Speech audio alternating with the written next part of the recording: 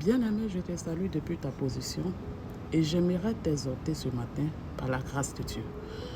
La Bible nous dit dans Matthieu 6, verset 22, que nos yeux sont des lampes pour nos corps et pour le monde. C'est-à-dire pour expérimenter la splendeur de Dieu et pour apprécier tout ce que Dieu peut faire au quotidien dans la vie de tout un chacun. Et lorsque nos yeux sont en bon état, on voit, on apprécie, et voilà, la vie est belle comme ça. Mais lorsque nous sommes aveugles, on vit en quelque sorte dans le ténèbre, parce qu'on ne peut pas expérimenter ce qu'une personne qui a l'œil peut apprécier. Alors, on va aller dans Galates 5, à partir du verset 17. La Bible dit: l'Esprit de Dieu a des désirs conformes aux ceux de la chair. C'est-à-dire quoi? L'Esprit de Dieu qui vit en nous, ses désirs sont opposés, sont différents à ceux de la chair. Pour avoir ceux de la chair, c'est que tu as les yeux, tu as les regards. Parce que si tu n'as pas les regards pour voir, pour comprendre que telle personne a reçu, moi je suis encore derrière. Telle personne est mariée, moi je ne suis pas mariée. Telle personne a ceci, non, moi je n'ai pas encore bâti ma vie. Ça là, il faut avoir les yeux pour avoir les pensées charnelles. La plupart du temps. Alors, il dit que, Galates 5, à partir du verset 17, que lorsque une personne est conduite par les désirs charnels, il pose les actes selon la loi humaine.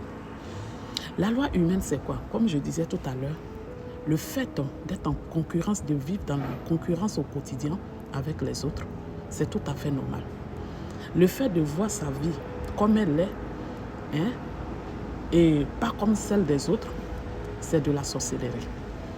Le fait de vivre dans l'aigreur, dans la méchanceté, dans le non-pardon, dans l'envie, c'est tout à fait normal. Ça, c'est la loi charnelle qui nous fait comprendre ça. Les désirs charnels nous font comprendre que s'il a plu chez le voisin aujourd'hui, pourquoi il n'a pas plu chez nous? C'est-à-dire les désirs charnels ne nous amènent pas à comprendre que, comme la Bible l'a dit dans Ecclésiaste, chaque chose a son temps et que s'il a plu chez ton voisin aujourd'hui, demain, il pleut chez toi, c'est ton tour là. Les désirs charnels, non, il ne nous fait pas comprendre ça. Les désirs charnels nous fait comprendre que le fait d'être une maîtresse, c'est tout à fait normal parce qu'on ne mérite pas d'avoir un homme pour nous seuls.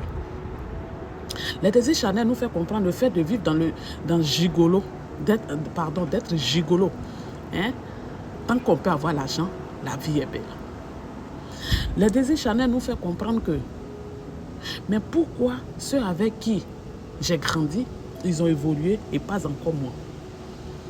Les désirs charnels nous font comprendre que piétiner les autres pour avoir, du moment où tu peux avoir de l'argent, c'est tout à fait normal.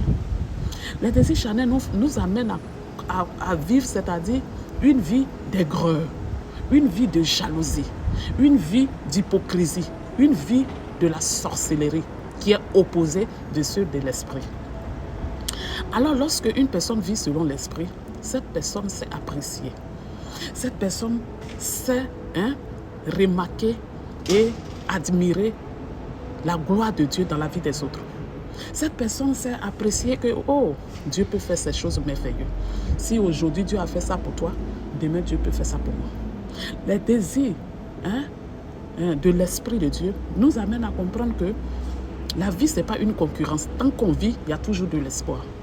Les désirs de l'Esprit nous amènent à vivre dans le commandement divin. Les désirs de l'Esprit nous amènent à savoir que la vie, ce n'est pas un combat. La vie, ce n'est pas du concurrence. La vie de l'autre ne peut pas être celle de la nôtre. Les désirs de l'esprit nous amènent à comprendre que la grandeur de Dieu surpasse toutes choses. Les désirs de l'esprit nous font savoir que la vie, ce n'est pas que la richesse, l'argent et non l'argent. Les désirs de l'esprit nous fait comprendre que la sagesse est au-dessus. La crainte de Dieu est primordiale. Alors j'aimerais te dire ce matin que assez c'est assez. Assez longtemps tu as laissé les désirs charnels prendre le dessus de toi. J'aveugle cet esprit charnel dans ta vie, qui t'amène à vivre dans les grottes, qui t'amène à ne pas apprécier les choses des autres, à ne pas apprécier la vie que Dieu te donne. La vie charnelle qui avait pris forme de roi dans ta vie, qui avait pris dessus dans ton cœur, qui t'amenait à vivre une vie, c'est-à-dire que tu ne te comprends pas toi-même. Tu regardes ta vie va de mal à mal. Tu regardes ta vie, malgré tout, rien n'avance. Parce que tu t'es formé une certaine barrière avec toutes ces pensées qui empêchent la main de Dieu d'agir dans ta vie. Que tout désir charnel dans ta vie se soumet au nom de Jésus-Christ de Nazareth au désir de l'Esprit de Dieu dans ta vie. Que l'Esprit de Dieu prend maintenant sa place dans ton cœur, dans ta pensée, dans tes agissements, dans le nom puissant de Jésus, dorénavant. Que tu ne sois plus la même personne, que tu ne sois plus la même personne, que tu sois une personne différente, que tu sois une personne qui reconnaît que la vie c'est une grâce, que tant que tu vis, rien n'est encore perdu, que le Dieu qui t'a créé, s'il est capable d'avoir fait cela pour l'autre, il le fera aussi, même au-delà de toi, au nom de Jésus. Que les pensées divines maintenant viennent dans ta vie. Viens sanctifier ton cœur, viens sanctifier ton âme, viens sanctifier tes agissements, viens sanctifier, viens prendre la première place dans ton cœur, dans le nom puissant de Jésus. Que les désirs de l'Esprit de Dieu maintenant règnent, règnent, règnent, règnent comme roi. Que règne et demeure dans ton cœur à jamais, au nom puissant de Jésus. Amen.